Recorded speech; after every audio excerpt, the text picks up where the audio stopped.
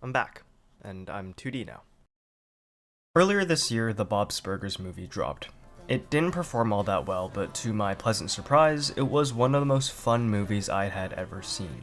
It had bumping songs, some gorgeous animation, and it was full of bits from the 12-season-long show. This movie obviously had a lot of heart, and I'm just glad it was able to come out at all and without compromising on its quality. One thing this movie did was help me realize how nice it was to just relax with a piece of media. I hadn't realized that this is one of the few things I'd watched or played recently that was just an extremely casual experience. It was so enjoyable that a couple of hours later, my partner and I watched it again with dinner.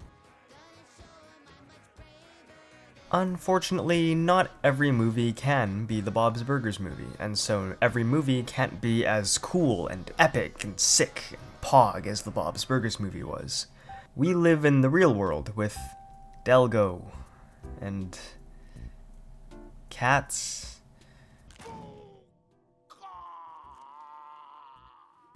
Emoji Man.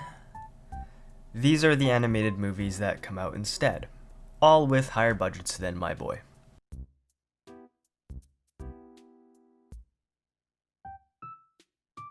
Casual movies, or one-offs, have become a bit more of a hot topic problem, especially with Marvel releasing some of its more recent projects. While I hope that these series and films are just as good as the last few, it's hard to deny that a lot of people are losing interest, or at least unable to keep up with every new piece of content that's coming out. Not even just keeping up with and watching every new release, but also caring enough to sit through 3 hours of a film or 6 hours of a show. I've recently found that there are times that watching movies and shows like this are feeling more and more like a chore rather than a pleasure or a hobby. I mean, come on, man, there's teasers and trailers, then there's theories, drama, content, discourse, there's interviews, arguments, sequels and prequels and spin-offs. Jesus Christ, it's a TV show about Groot. How is a Spider-Man movie 3 hours long? I mean, come on, man. It's cool that the guy is here, but really? A second theatrical release? God! I really don't want to dog too much on Marvel here. In fact, I think it's a problem that almost every big studio has right now. I've actually watched essentially every piece of content that they've come out with, and almost all of it is really, really good. Almost. But they're the biggest players in the game right now, so I think it's a bit easier to point to them. I also think that there's a bit more of a consensus with the superhero fatigue now, and it's a bit easier to make an example out of Marvel than it is for like James Bond. That's been going on for a long time. Star Wars, right? I mean, they're coming out with fucking every project under the sun. Ahsoka's kind of cool, you know? That's cool. Kenobi was pretty cool, from what I've seen. Bad Batch is sick, you know? Rise of Skywalker was something, you know? That was a movie that they came out with and put a lot of money into, and it paid off great, and everybody loved it, and there was no problems, and people didn't use it as an example or an opportunity to be sexist, and that's cool. The Marvel topic leads to a bit bigger of a problem, which is that corporations have now understood that franchises with long and convoluted stories that span years can be extremely profitable. And if the franchise breaks through, then a new addition to the existing universe is safer than a completely new idea. I mean, we all need extended universes now, don't we? Give one to Owen Wilson and car! Cause why not? Fucking why not? Everyone gets one. Everyone gets your sequels and your franchises. Give one to Owen Wilson! Give one to him! Wow! Wow! Because we need a spin-off of every form and every mode of transportation! Planes! 2013! Higher budget than Bob's, by the way. Content has become more consuming for the individual, which is good for when it works, but when it doesn't, it's a little... yeah.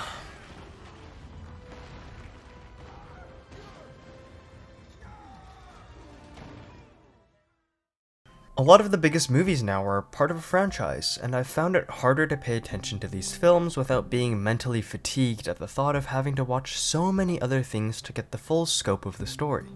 It's almost difficult to watch something now without it being part of a puzzle.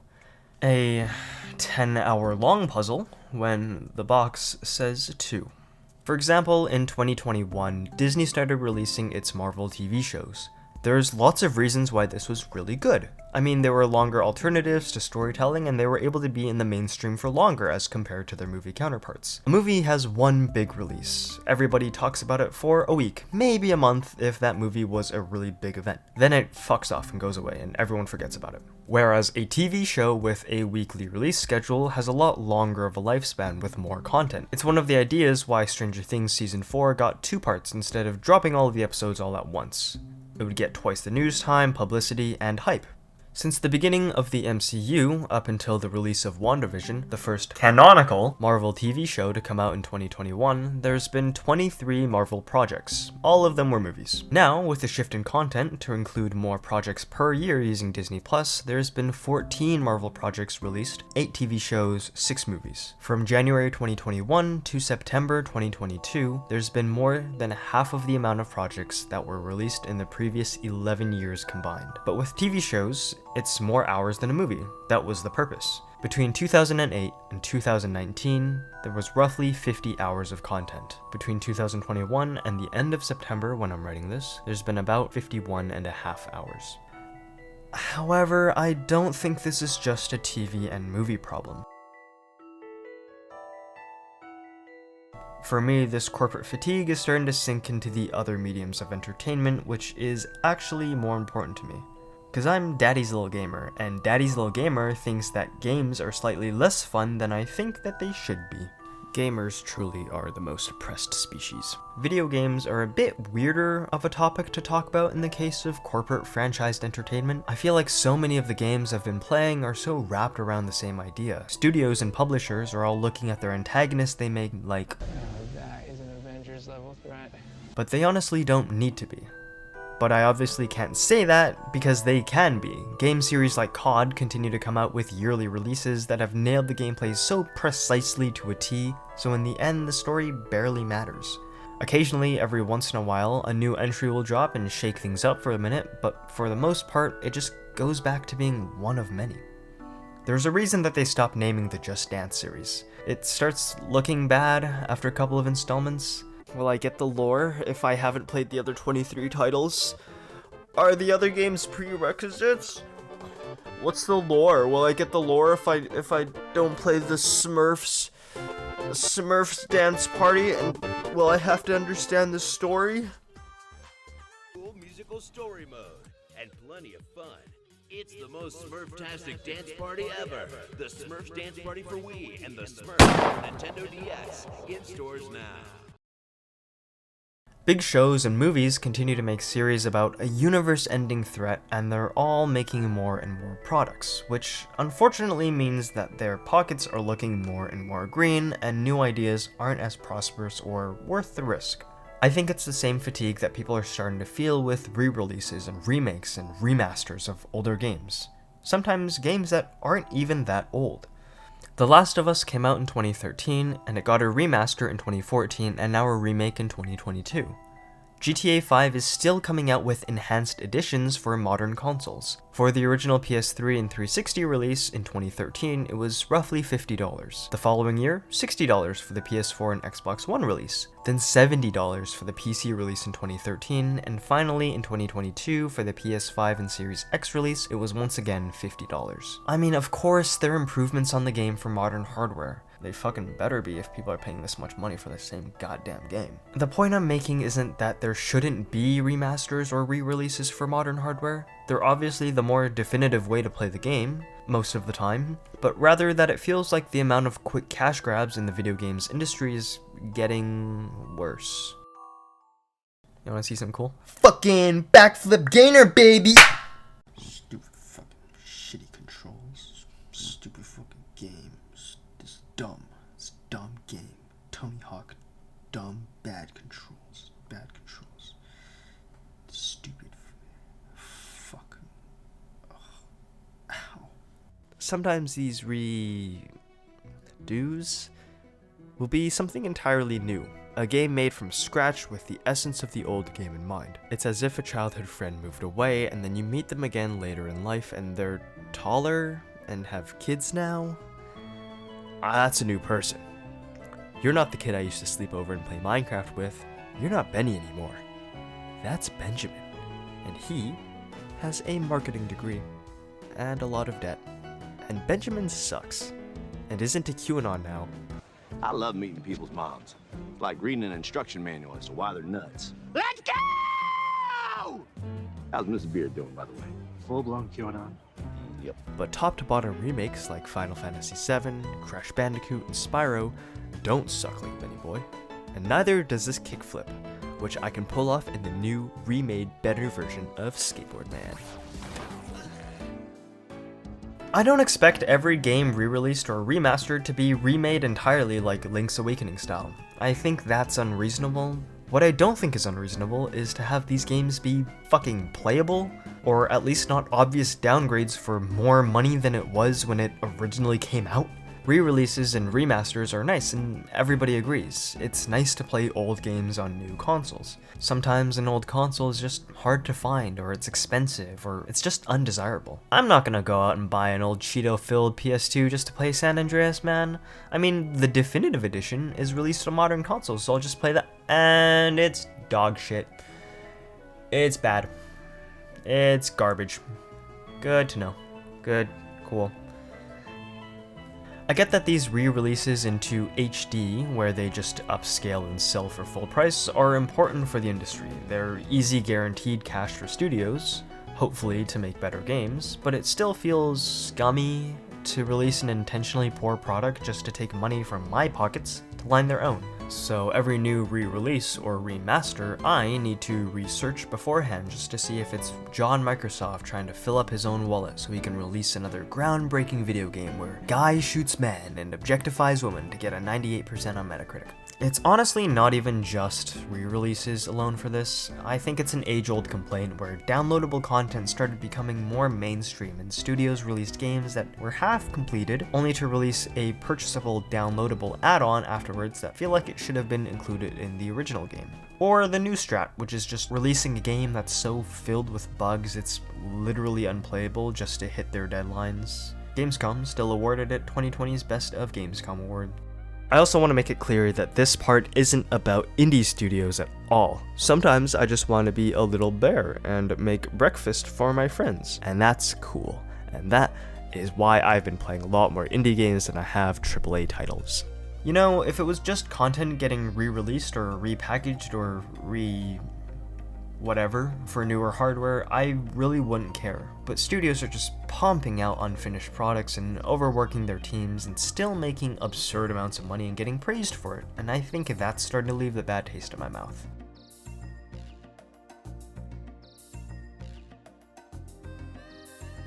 There's a reason why so many game developers are using fucking PTSD and warlike metaphors when talking about their games that they've worked on.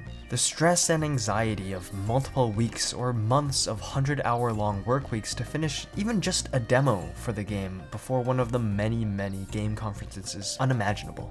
The more I learn about the production process of films and shows and games and entertainment in general, the more I can't believe even a single project goes out on time. I know that the answer is that they're contractually obligated,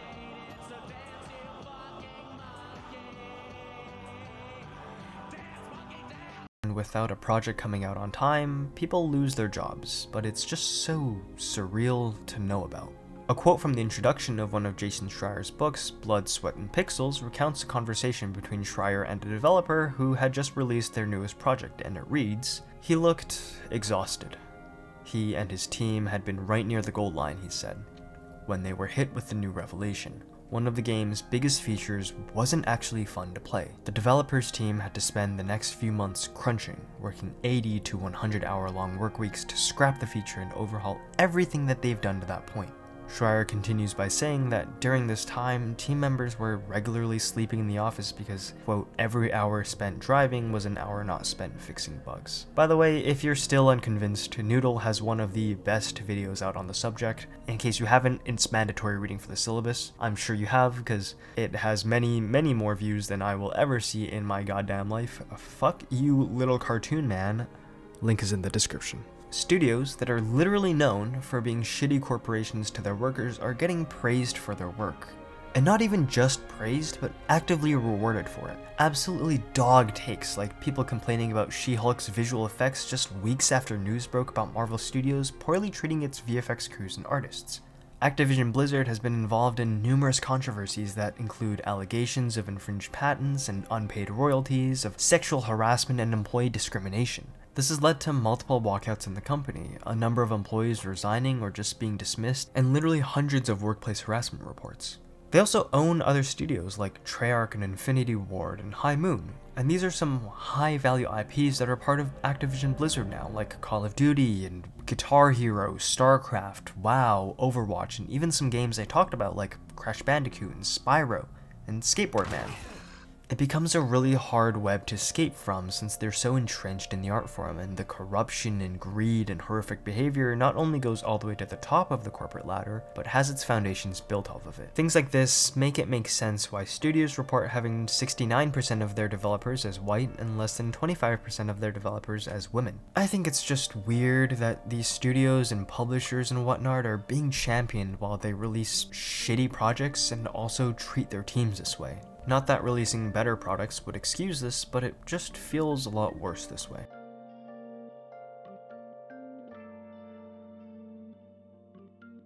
Obviously, with a problem as widespread as franchise media and corporate entertainment, corporations are in full control. They have the money and they can call the shots and diddle as many kids as they want to. So it's difficult not to come in contact with or even just support certain studios since so many of them are just huge. Obviously, without reworking our society from the ground up, something I just can't do in one silly YouTube video.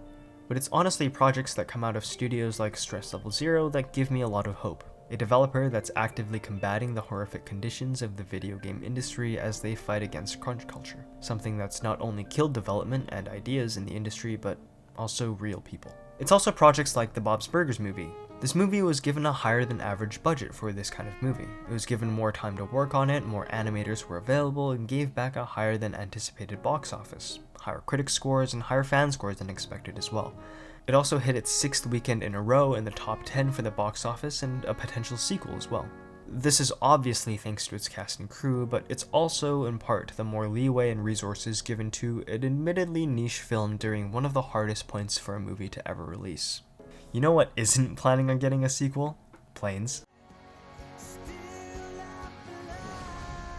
Oh, come on!